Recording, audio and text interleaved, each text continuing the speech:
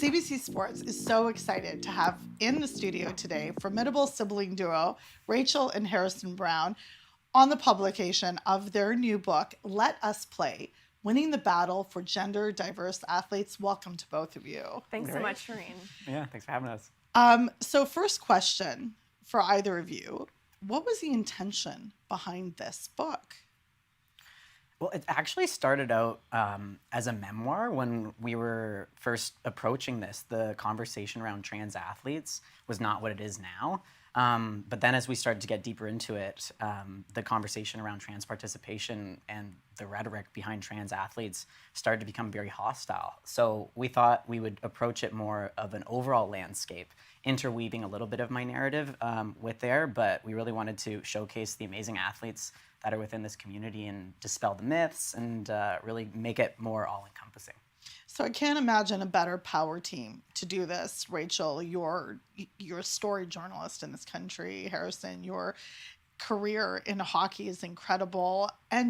But you're also siblings. So let's talk a little bit about that process of doing it and bringing in a little bit of your narrative, where quite a bit of your narrative has come in. And Rachel, in fact, yours as well, as being the older sister. What was it like to work together? It was interesting for sure because we've never collaborated on something like this, and you know, as siblings, we have different styles and different ways we approach the work. But I have to say, it was pretty collaborative, and it was a nice balance of skills. You know, Harrison has such deep access and friendships in this community, so that really opened up a lot of doors for us to do the interview process. And then for me, it was really great to have someone I could bounce ideas off of, and we could really work through complicated ideas and really bring some humanity to these stories and to these issues.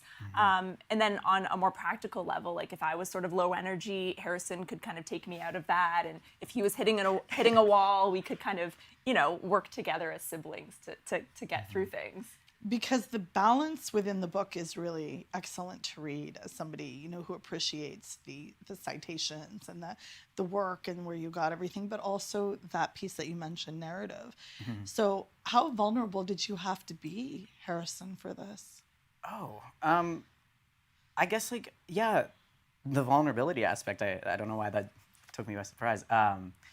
It was interesting to have to talk to people that were opposed to trans people. I think Rachel coming in with the journalistic approach, we wanted all sides. And it was really tough to speak to those organizations and hear why they're against trans people in my community. And I think that was something that was really great for us working together, that when something got really emotional for me, I could have my sister, my cisgender ally, puts the cis and cisgender. Oh, I see what you did there. Yeah. Really kind of shoulder some of the stuff that I didn't have to, which I think right now a lot of trans people have to really advocate for their way of life. And like every time that I open up about my identity, I always have to start a debate. And it's really nice to not have to do that on my own. But also the vulnerability of my friends and people that really opened up their lives to us, including trans youth. We talked to trans families from Boston, from Dallas, and just them sharing their fears, sharing their hopes. It was a really great book of vulnerability on all parts that I'm really proud of. Rachel, in a recent op-ed, you were saying that you wish, looking back now, that you had been a little more empathetic or compassionate when Harrison came out.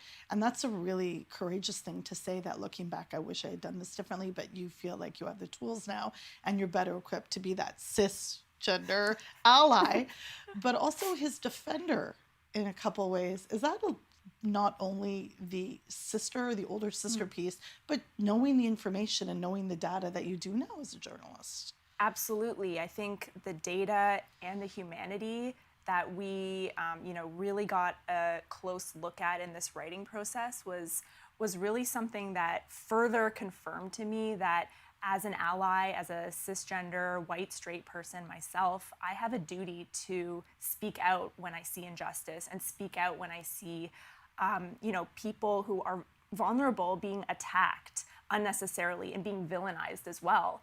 As a journalist, I sometimes look at my colleagues who are taking on this issue and writing about it in a very inflammatory and harmful way. So I feel a duty not only just as a person, but as a sister and as a journalist to really call out the nonsense that needs to be checked. And on that piece, because the book really dives deeply in an accessible way to the data, which I think is so key here because it gets lost and media plays a part in this in the inflammatory way that it's presented. Was there any piece or one particular thing that you learned that you were like, oh, I didn't know this? I think one thing that really struck me was the way in which we place so much emphasis when we're talking about sports policies and just the dialogue around what gives someone a competitive advantage in sports, really examining the science around what the role that hormones play and don't play in that process. So testosterone in particular is presented as this be-all, end-all thing that's going to give someone athletic advantage. And the science shows that that's not the case. We can't look at a single biomedical entity and say that that is what is going to automatically give someone a competitive edge or athletic advantage. And so taking down that piece of the conversation was really eye-opening to me and really forced us to look at the much broader conversation around socioeconomic status, around other social factors that are much more likely to contribute to an athlete's success in the long run. And just jumping off of that, there was one particular quote in the book that I thought was really interesting. The idea that there was one core ingredient in the magic sauce for every conceivable sport is frankly absurd. So I want to dive into this. So what normalized idea specifically are you resisting, and have you resisted, Harrison, throughout this entire book writing process? Well, I think it's that somebody's puberty is an indicator of their athletic prowess. And I think for me, I played women's hockey my entire career. And I played with and against some amazing players that didn't have a testosterone-driven puberty, but they train hard, they work hard, and some of them are extremely huge, some of them are extremely strong, and it's really discrediting the efforts that cisgender women athletes have. And I think like this victim mentality that cisgender women athletes are automatically going to be beaten by a trans woman, it's rooted in misogyny. And I really wanted to uplift and empower the cisgender women that is being affected the most by this transgender athlete rhetoric. And I do want to bookmark the idea of moral panics because you really get into that so deeply and theoretically and practically in the book. But I do want to touch on something, Harrison, from the beginning of the book where you're talking about going to meet the compliance officer while you were playing hockey, NCAA hockey, Div 1 hockey. The quote is, "My anonymous teammate wasn't being intentionally malicious, as far as I could tell, but I was stunned and a bit confused as to why I'd been outed without my consent." Can you walk everybody through this moment? Like, how did it impact what happened afterwards for you? Yeah, I think for me, I was really shocked. I think when somebody tells you that they're trans or somebody shares something about themselves, that's their thing to share. Mm-hmm. And being outed without my consent, it was jarring. It was jarring. But it also was something that I wouldn't have necessarily had conversations with the compliance officer in that kind of way and not really known some options that were there for trans people and for myself, and how, like, if I wanted to socially transition, they reminded me about policy and things like that. So there was some good that came out of it, and it opened up my idea of what sport could look like for me as a trans athlete, and to know that the school was already thinking about those types of things and there was policies already in place. That was a silver lining that I can take out of that. But it still wasn't right.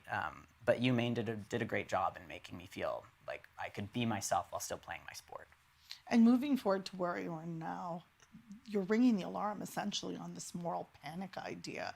Rachel, what piece are people missing about that? Like the one main takeaway. I do think everybody should read the book, but one thing, if you could have this megaphone to the entire world, what would you say? I think we really need to start thinking about the context in which this outcry over trans inclusion is happening, and we can look at it from a numbers perspective. approximately 1% of the population is trans, so including trans men and trans women. And an even lower percentage of that 1% are elite athletes, are playing at the Olympic level. So for instance, there are all of 10 trans athletes in the entire NCAA out of more than 500,000 athletes. And why are we consumed with talking about trans inclusion at collegiate level sports, if we're thinking about it just from a numbers perspective? What does that tell you? It tells you that we're having an outsized, dramatic, and unnecessary rhetoric around exclusion for such a small number of people. And in fact, we were talking with someone the other day, and we were talking about that statistic, the 10 trans athletes in all of the NCAA. And actually, we were thinking, how could we better include more trans athletes at that level? What does that low number actually point to in many ways? So I think we're seeing this outcry over trans inclusion that is just completely outsized.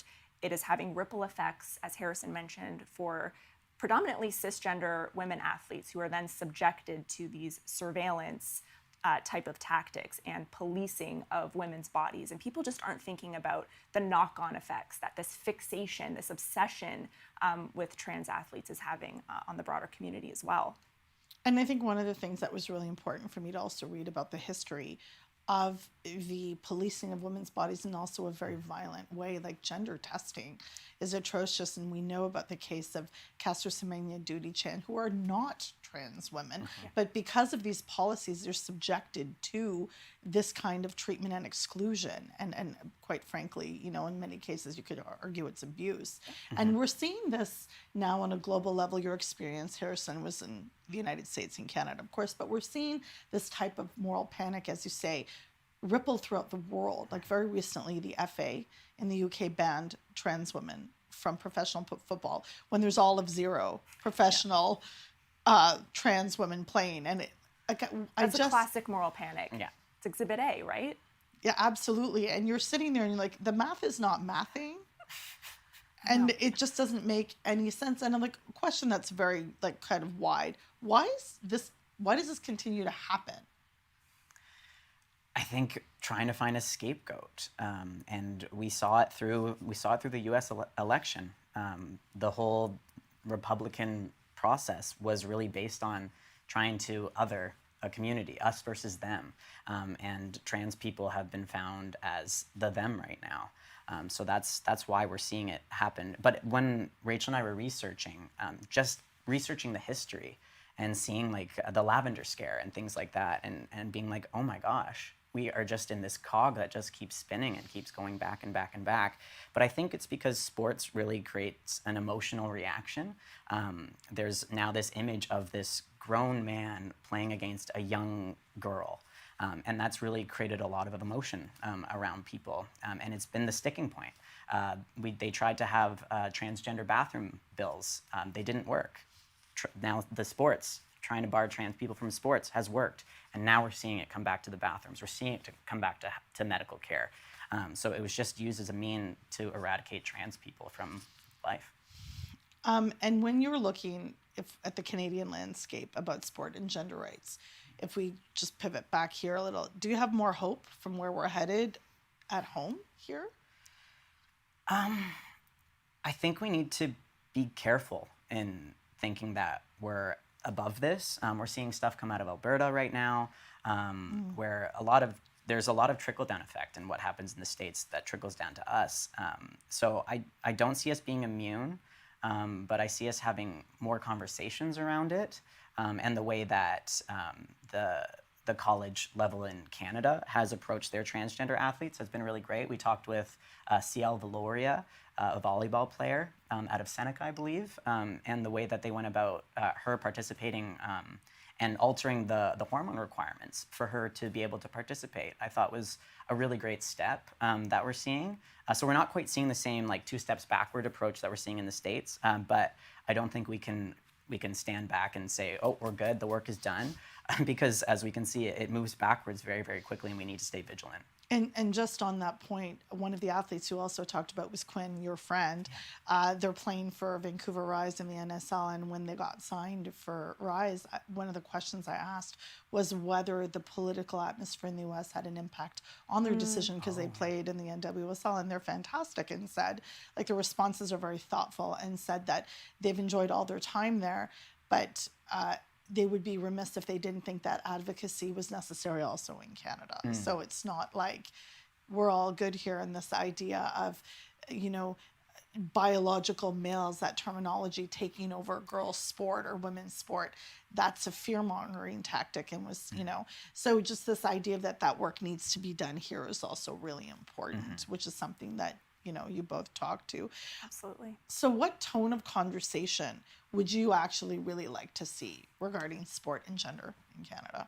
I think we would like to continue seeing conversations that are rooted in empathy and sort of a kindness mixed with curiosity. I think, you know, being able to include gender diverse athletes, trans and non-binary athletes in the conversations around policy making, around around policies that affect this community. We need to include them in the conversations. And also, there's a great organization here in Canada, the Canadian Centre for Ethics in Sports, that has a wonderful body of research on trans inclusion, and they're right there, and I'm sure willing to you know, have conversations with coaches and administrators about all of this. And I also think it's, we talk to a lot of coaches and parents who feel strongly about creating safe communities for their gender diverse children as well. And I think that's an amazing starting point, is if we can have parents and coaches and caregivers engaged in this from a really young age, it will just help build more inclusive and more welcoming communities at the sports level, from recreational all the way up to the Olympic level, I think. And I think changing the narrative right now, like trans athletes and things like that, we're seeing just a term. We're not thinking about the people that are being affected by this. And we're also talking about sports and them as an athlete, and we're really only talking about the playing field and that type of environment. But I think what people are forgetting is that athletes have lives outside of sports, and being transgender outside of sports is not easy. Being a transgender person, there's a lot of struggles that you have to deal with, and I think that that's what we're forgetting right now, is that this is a really misunderstood community, and we really need to handle it delicately and get back to the humanity of the conversation. And on that point, as a journalist, as an athlete, are there steps and questions that people who are just community members and really have genuine questions should be asking sports organizations, or should be asking? Are there training kits available to coaches and community members across the country? We see organizations like You Can Play, an athlete ally, doing some great work at the grassroots, where they bring LGBTQ plus individuals to come in and share their stories. And I think You Can Play really does that approach through storytelling. And I think the more that we can, especially in a sport like hockey, the more that we can get diversity within those spaces and not just have it filled with predominantly wealthy white voices, I think the more that we can expose youth who are going to be the future leaders of the sports that they play, the more that we can expose them to different types of people, the more that we can create that empathy and that camaraderie for many different peoples of many diverse backgrounds. And I think also having, you know, parents and caregivers and allies ask coaches and regulators, what is your trans inclusion policy? And what does that look like on the arena or on the field or even in the locker room? What are the policies in place? And if there aren't any, maybe asking why there aren't any and seeing how maybe trans and gender diverse voices can be included in that conversation too. Lastly, what would your theme for Pride be this year? If you could have your theme. It's a great question. Empathy. Empathy. That's what we need the most right now. Again, we're getting away from the humanity of a lot of different types of topics, and sports being, I think, the biggest one right now. I think we just need to get back to being like, we're all people. We all go through stuff, and we all need to get through this together, because life is hard. Why make it harder when you don't have to? And Rachel, for folks out there who may not have any queer family members or any trans or might not know anybody, what would you say to them in order to be helpful, not harmful? I think there's no shortage of amazing trans athletes, trans advocates on social media. So if you don't have any friends or family in your community who identify as trans or non-binary, I think social media is a good way to start incorporating those voices into your everyday. There's Skylar Baylor, there's Chris Mosier, there's Chase Strangio. There's a whole bunch of advocates and voices that you can surround yourself with online. And then in your community, I think if people take time to look around, there will be maybe trans hockey tournament events. There was just an event last week, Trans Pride Hockey Tournament in Toronto. So I feel like in your community, there's ways to look for local groups that are doing this on a sports level, but also on an advocacy level too, and maybe see about ways in which you can get involved or help support those efforts too. And Harrison, last words for you. If you can speak to trans youth that might be out there, those athletes that are feeling, for you, sport was a safe place, but it seems like there's so many obstacles being thrown in their way. What would you say? What words would you have for them? I would say just know that there's a lot of people fighting for you. There's a lot of people that are standing behind you. You're not in this alone, even though sometimes it might feel like it. But we're all rooting for you, and you have every right to play sports. You have every right to do anything that you want to do, and just stay strong, and you're loved. Thank you to both of you